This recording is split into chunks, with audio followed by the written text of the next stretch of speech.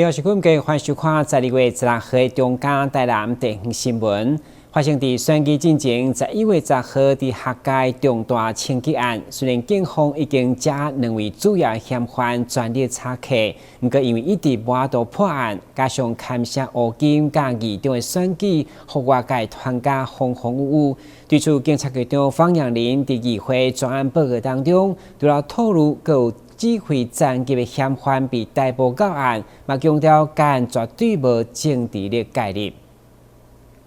11月10号，伫客家引发社会调解88枪枪击案，除了全国瞩目，嘛冲击台南治安，加上一直无侦破，外界传家风风雨雨，所以议会要请市警局进行专案报告。会中议员纷纷针对目前警方所接押的2位主嫌洪正军甲孔祥志，如何认定因的犯罪证据、上重要的犯罪动机。以及特别甲光电等财团利益敢有牵涉，甚至是敢有政治的介入，希望找出真相，向市民交代。说郭在清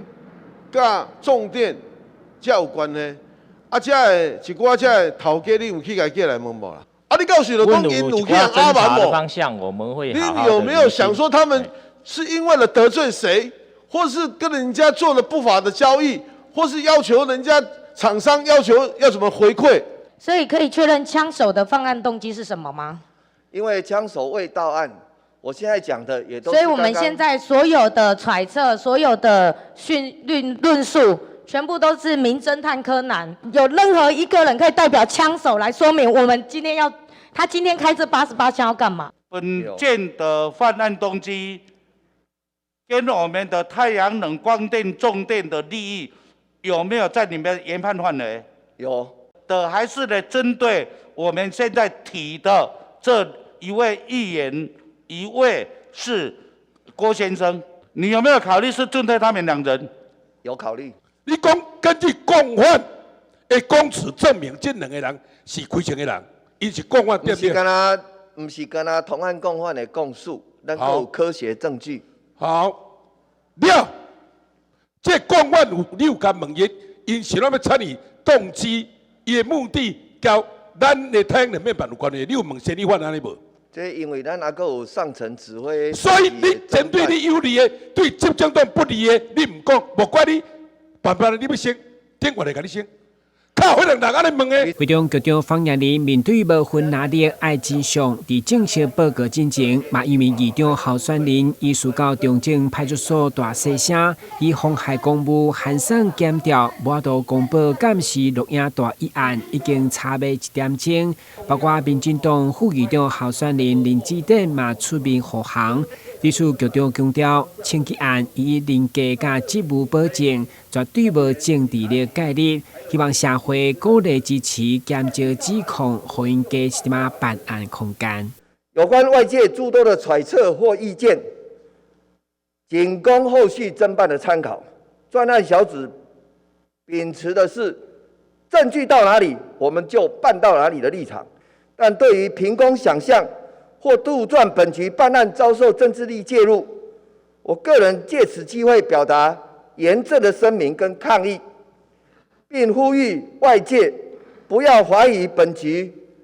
守护台南市。台南客家枪击案案发超过1个月也未破案，后续所产生的乌金政治甲牵涉议长选举的争议，相信将持续延烧。台南新闻军职杨顺怀采访报道。因应国际人权日，台南市已发生伫战后白色恐怖时期的5星带叛乱案，作为哪本设计了人权的游戏来推广。市长吴依婷嘛出席发表会，邀请大家透过线顶的游戏来关心重要的历史议题。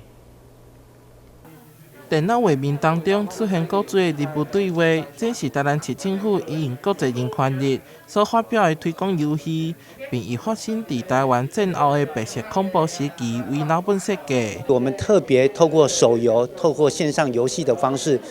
做了这一次的磨砂岛的这个游戏。那希望透过所谓的历史人物当中，的一个吴声达老师，他在白色恐怖遇难的这样子的一个史实的故事，把它改成线上游戏的方式，让大家从比较轻松的方式来理解这一段的历史。游戏发表这天，市长黄伟綽也特别出席。伊表示，自由、民主、人权得来不易，千万莫忘记先人争取自由民主的这段重要过程。大家都知道，这个走过这段历史的路我们真的很不希望说这段路就过去就随着老成凋零，或者随着物换星移、社会变迁，就埋没在历史堆中了解过去，或者是追忆过去能够让这个议题，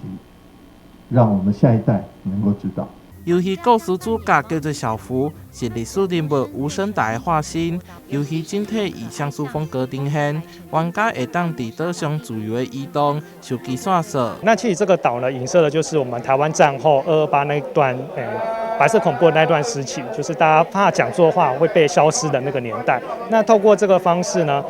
玩家可以在岛上自由探索，那也可以透过这些 NPC 的对话，那可以了解说台湾那个时候的社会氛围大概是这样子。那你拿到了这些的证据以及线索，去跟警察去做交差的时候，你也可以选择是站在情治机关这个单位，或者是选择在受害人这个方向。根据玩家的选择，有6种无同款的结局提供玩家探索。游戏不管是电脑也是手机拢会使耍，希望借着半真实半虚构的磨砂岛来影响大众，打破对白色恐怖历史既定的印象。台南新闻杨顺华采访报道。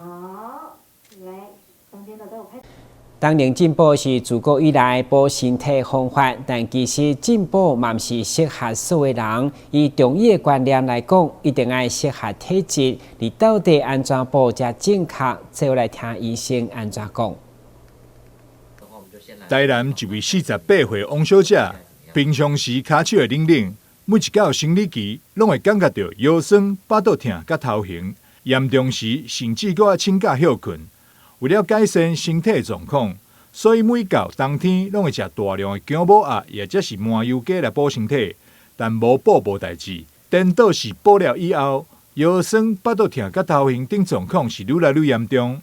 奇美医学中心中医部总医师许静佳表示，体质属于较燥热、痰浊、瘀阻体质等，拢无适合食大补、大力，或者是大寒等食材。生理期来之前呢，有3种体质的人是不适合进行直接的一个进补的。这3种体质包含了我们说的燥热、痰浊还有瘀阻这3种体质。那燥热体质的患者平常会容易出现一些类似失眠、口干、怕热、容易长痘痘这样的一个状况。另外，他的生活习惯里面可能也会提到说他辣的东西吃比较多。那在这一类型的患者身上呢，我们常常会建议在饮食的部分可以喝一些桂花莲藕茶这种比较平性、稍微带一点点凉性这样的一个茶饮来去做饮用。那痰浊体质的患者呢，平常我们比较常看到类似肥胖，然后或者是身上会有容易长一些脂肪瘤啊等等的这种囊肿体质。另外一个部分呢，就是他常常会有一些身重，然后觉得好像人没有什么力气，排便的时候会有一些软黏。那女生的话可能会白带分泌物比较多一点点。那在生活习惯的部分呢，可能会常常看到她很喜欢吃冰的东西，或者是一些烤炸辣这种我们所谓的肥甘厚味。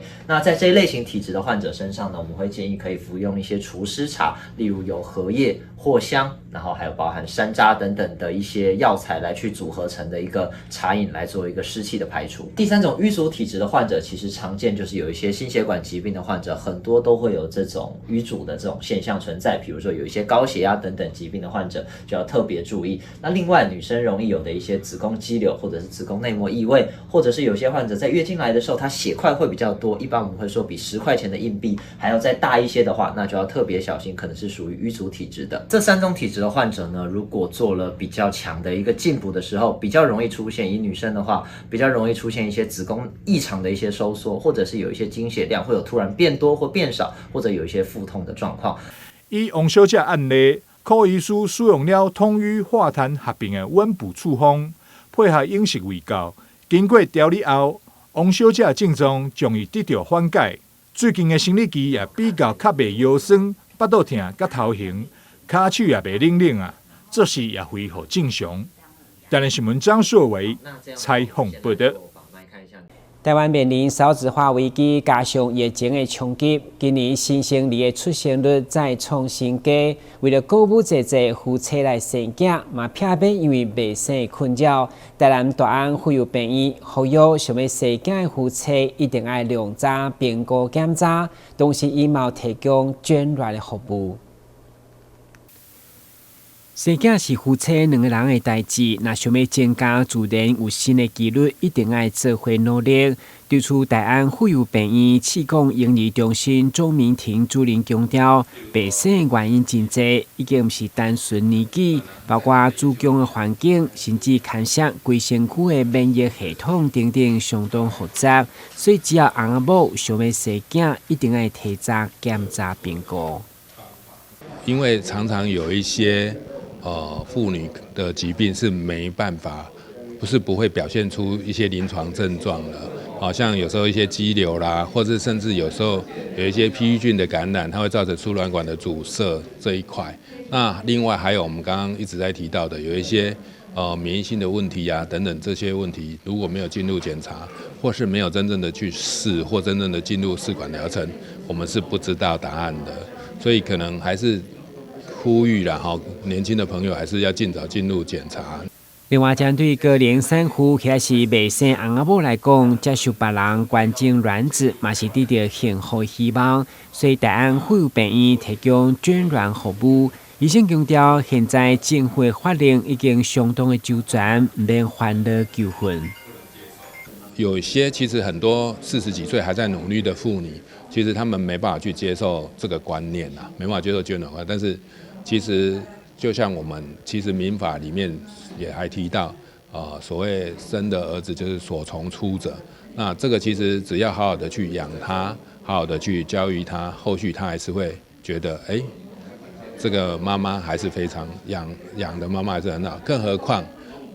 受卵者所生出来的小孩子有一半是先生的基因，也不是完全是领养的。所以其实是一个还不错的一个选择，如果对于这些年纪大的妇女来说，还是很不错的选择。毕竟生囝是一个身体状况加时间走相略的过程，偏偏有可能未生困境，才当欢喜迎接小生命。但新闻管制何乔邦采访报道。先休息一下，马上回来新闻现场。疫情期间，为了消毒，许多人洗手洗到脱皮发痒。静心生技因此投入进口精油皂的贩售，希望透过进口精油皂机，让民众洗手抗菌，同时还能滋润保湿。而与中油多角化商品在来速咖啡贩售精油手工皂也有半年多，受到社区民众喜爱。但面对突如其来的疫情高峰，原本买咖啡送的是脸部美容保养。顾虑有人对在公共场合脱口罩进行脸部保养可能会有确诊风险，在疫情稍缓的暑假期间，改推买咖啡送亲子手工皂课程，一方面提升加油站的咖啡业绩，一方面也让静心生技的后疫情时代，透过多元创新的精油手工皂课程，结合社区客群做推广。其实，在疫情之后，其实我们这个美容的行业已经就是因为戴了口罩就没有办法做脸。那其实我们在这段时间的经营的时候呢，也非常的辛苦。那几乎想说不然就找一个方法，怎么来接我们这段时间没有办法，就是说脱口罩的一些行动的美容还是做一些美容护肤的部分哈。那我们为什么要来转介在这个精油皂里面？因为精油皂本身就是在做清洁，我们想它变成说推广这个，让学员他们除了说精油皂学完之后怎么使用，然后教他们做一些手作，除了这一份的这个一些手作的收入以外，然后我们也让学员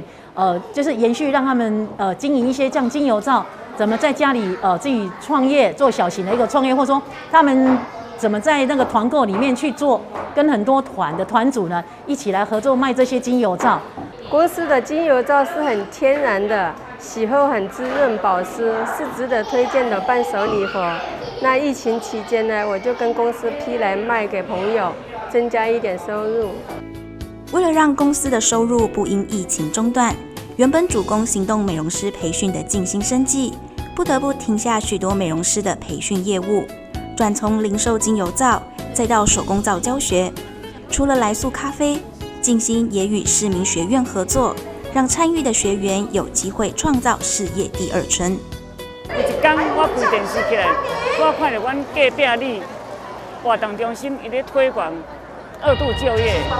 ，2度就业伊内底都有咧讲到行动美容，有咧学精油皂，这是我真兴趣的，所以我就想尽办法去报名。我起头我是送给朋友，朋友感觉我这个物件真好，手工精油皂，所以又叫我规做来卖，所以我就开始愈有信心，我过来卖朋友，卖朋友佮介绍一寡人。那最近我们课程都是把这些传统的精油皂，把它演成在生活里面。那像有人在蔬菜水果类，然后水果的精油皂。这个都一般我们在传统里面的精油皂是没有人这样子做过，但是如果说做成四方形的精油皂又没有什么特色，那我们为了让精油皂更活化、更创意，所以我们把精油皂也用在生活上，像我们的一些柿子水果皂，还有一些像我们的丝瓜皂，还有玉米这些做得很像我们生活上的这些模型，然后让客户人很喜欢这种东西。一场疫情让各行各业都受到不同程度的影响。静心生技以正向的态度迎战疫情，努力发展不同的经营策略，既不影响原有客群消费市场，也能因应疫情创新多元商品。这场疫情目前逐步趋缓，我们的生活也慢慢恢复过往。想多份收入的你，或许能从手工皂开创出另一个圆梦的好契机。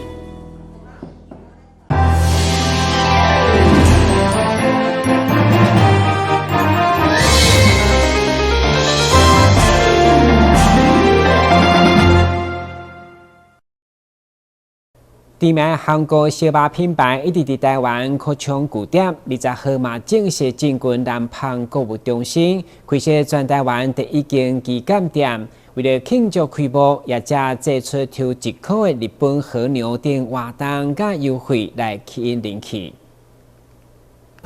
两个巨型的小丑人偶迎宾，加上高难度的马戏表演。由台南市文化局以及福卡福尔摩沙马戏团共同主办的第一届马戏艺术节，将在明年228连假期间，在水高社文化园区热烈展开。其实马戏是很多大人们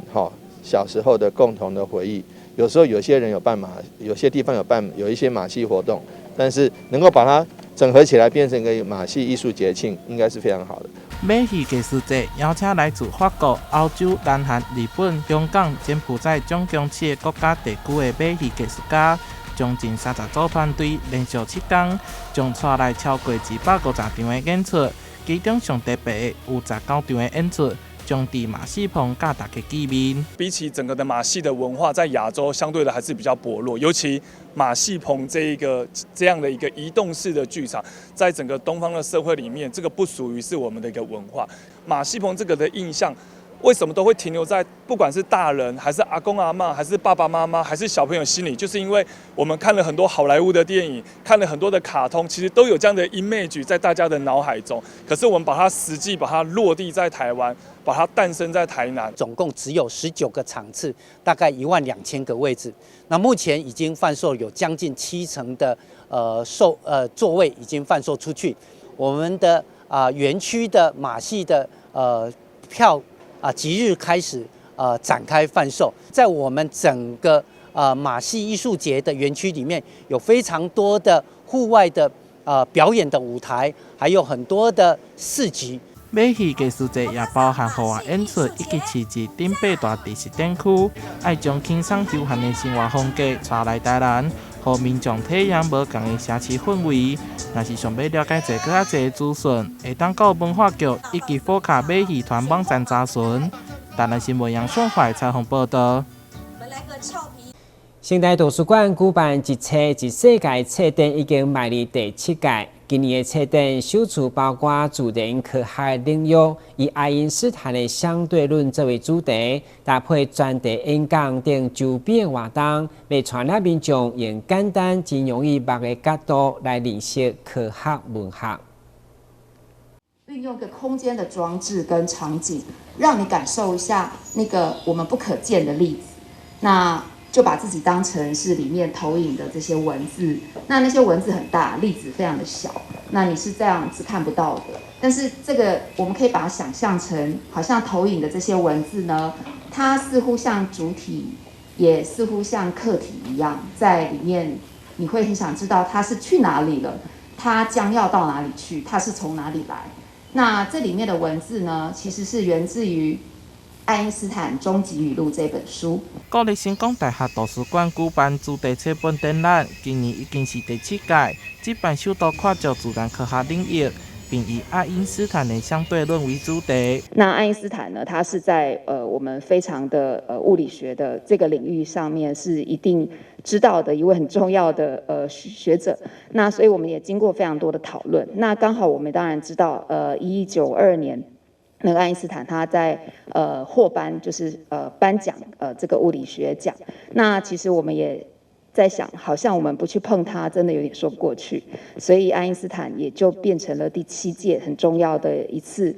要把这个影响全世界很重要的理论或是学说，那介绍给我们的读者。展览精选爱因斯坦相关的中文甲外文册本以及纪录影片。展览会场以冲动的概念进行设计，四周围也会当看到爱因斯坦的图像，参像是科幻的场景。这个爱因斯坦的这样的一个相对论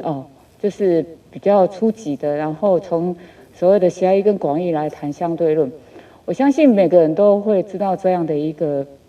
学说，但是我们能不能那么深刻去了解，其实都很难。整个的一个设计，让你进入那个空间里边去感受那整个一个宇宙是不太一样的，而且要怎么样去透过整个的节点，让每一位来参观这样的一个展览的，老师、同学或者说所谓贵宾，能够真的深刻的去体会到这一本书的它真正的一个含义哦。展览也结合专题演讲、科学 DIY 等周边活动，希望以简单趣味的方式，带领大家熟悉科学文化。展览展出到明年的3月19号，欢迎大家前往参观。想要了解更加多资讯，会当就国立成功大学图书馆的网站查询。台南新闻杨顺怀采访报道。第1届马戏艺术节，明年2月22到28将伫水高社文化园区正式登场。到时将邀请来自法国等7个国家的艺术家，连续7天，有将近30组的团队，再来超过150场的演出。2个巨型的小丑人偶迎宾，加上高难度的马戏表演，由台南市文化局以及福卡福尔摩沙马戏团共同主办的第1届马戏艺术节。将伫明年228连假期间，伫水高社文化园区热烈展开。其实马戏是很多大人们小时候的共同的回忆。有时候有些人有办有些地方有一些马戏活动，但是能够把它整合起来变成一个马戏艺术节庆，应该是非常好的。马戏艺术节邀请来自法国、欧洲、南韩、日本、香港、柬埔寨总共7个国家地区的马戏艺术家。将近30组团队连续7天，将带来超过150场的演出，其中上特别的有19场的演出，将伫马戏棚甲大家见面。比起整个的马戏的文化，在亚洲相对的还是比较薄弱，尤其马戏棚这样的一个移动式的剧场，在整个东方的社会里面，这个不属于是我们的一个文化。马戏棚这个的印象。为什么都会停留在不管是大人还是阿公阿嬷，还是爸爸妈妈，还是小朋友心里？就是因为我们看了很多好莱坞的电影，看了很多的卡通，其实都有这样的 image 在大家的脑海中。可是我们把它实际把它落地在台湾，把它诞生在台南，总共只有19个场次，大概12000个位置。那目前已经贩售有将近70%的座位已经贩售出去。我们的园区的马戏的票。即日开始展开贩售，在我们整个马戏艺术节的园区里面，有非常多的户外的表演的舞台，还有很多的市集。马戏艺术节也包含户外演出以及市集等8大特色展区，爱将轻松休闲的生活风格带来台南，让民众体验无同的城市氛围。若是想要了解更加多资讯，会当到文化局以及福卡马戏团网站查询。台南新闻杨顺怀采访报道。感谢收看12月16号的中嘉台南电新闻，我是郭文杰，咱再会。